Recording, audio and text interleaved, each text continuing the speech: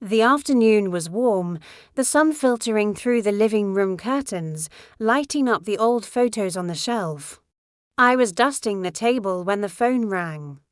On the other end, my daughter-in-law's cold voice sounded as if she were talking to a stranger. "Hi, Helena, how are you? I am just calling to let you know the doctor scheduled the delivery for the end of the month, okay?" I smiled, trying to hide my joy. It would be my first grandchild, and I could already imagine the scent of a baby in the house, the crying, the laughter, everything that seemed to have been lost over time. My son, Andre, had always been quiet. He got married too quickly, and even though I noticed his wife's distant manner, I never wanted to interfere. After all, a meddling mother ends up being the villain, isn't that what they say? But there was something about that call that bothered me. Her voice dry and emotionless. She didn't mention inviting me to the hospital or ask if I wanted to see the baby clothes. I found it strange, but I swallowed the discomfort like a bitter coffee. I spent the next few days convincing myself it was all in my head. Andre came by a few times, always in a hurry, talking about work, and avoiding my gaze when the baby was mentioned. I noticed his nervousness, but I didn't want to poke it around. A mother feels when something is wrong, she just doesn't want to believe it. One evening, I sat on the porch with a cup of tea, looking at the sky. The stars seemed farther away than usual, and the wind carried a heavy silence. That's when I felt a strange premonition, a gut feeling I couldn't explain. I picked up the rosary I always keep near my chair and started to pray, asking God to show me what was to come, deep down. I already knew something was being hidden, but I wanted to believe it was just my imagination. The following Sunday, I baked a cornbread cake, just like I did when Andre was little, and decided to drop by their house unannounced. I wanted to bring a small gift, a simple gesture of affection. When I arrived, the living room window was open, and I saw baby clothes hanging on the line. My heart raced. I rang the doorbell, and my daughter-in-law answered, pale, with dark circles under her eyes. "Oh. Hi, Helena." "What a surprise," she said, trying to hide something behind the door. Before I could reply, I heard a faint cry coming from the bedroom. My body trembled. "What's that crying, my dear?" I asked, trying to keep my voice steady. She hesitated for a second, then replied coldly, "Oh, it's the neighbor's son. I'm just watching him for a bit." But her eyes wavered. I know the look of someone who's lying, and hers screamed an untold truth. Still, I didn't want to cause trouble. I handed her the cake and left with a heavy heart, a mix of suspicion and sadness. 2 days after that strange visit, I woke up with a weight on my chest. I went to the kitchen to make coffee and, without realizing it, let the water boil over. My mind was racing the cry I heard, my daughter-in-law's look, my son's nervousness. It all felt like a poorly woven web. I picked up the phone and called Andre. He answered in his usual hurried tone, "Mom, I'm heading to work. We'll talk later, okay?"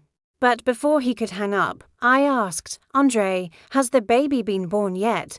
There was a short, heavy silence. "Not yet, Mom, soon." It was a lie, I felt it. His voice trembled. Like someone trying to hide an open wound. Later that afternoon, a neighbor, Sylvia, stopped by. "Helena, I saw your son at the maternity ward the other day. Congratulations. Your grandson is adorable." My blood ran cold. "What do you mean, Sylvia? At the maternity ward? Are you sure it was Andre?" She enthusiastically confirmed it, sharing details that knocked the wind out of me. He was with that blonde lady, his wife, holding the baby, but I thought it was strange. They looked like they were hiding something. I thanked her quickly, made up an excuse, and went inside, my heart pounding. My grandson had been born 10 days ago, maybe more.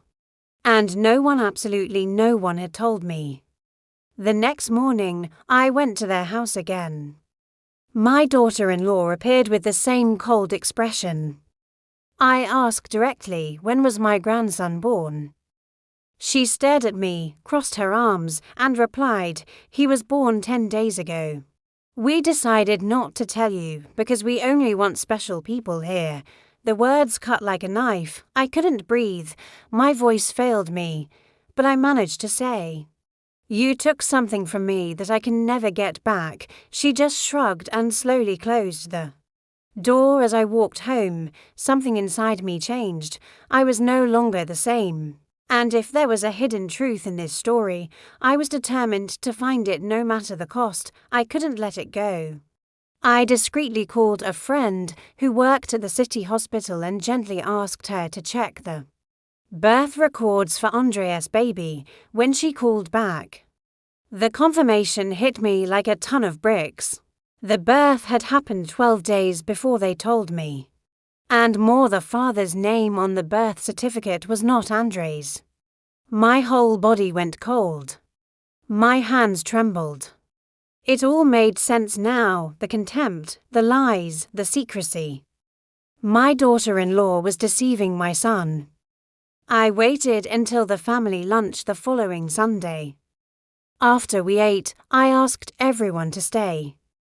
I took a deep breath. I found out something you all need to hear. Looking straight at my daughter-in-law, I said she told me my grandson was born 10 days ago and that I wasn't told because only special people were welcome. Andre looked at me, stunned. But that's not all, I continued. I went looking for the truth. The name on that baby's birth certificate is not my son's. Her face went white. She tried to deny it, but it was too late. Andre stood up and asked, is this true? Her silence was the cruelest confirmation. In the months that followed, I helped my son pick up the pieces. One day, as we were having coffee, he held my hand and said, Mom, thank you for showing me the truth. Without you, I'd still be living a lie. I smiled. Son, the truth hurts, but it's what sets us free. I learned that life isn't always fair, but it always gives.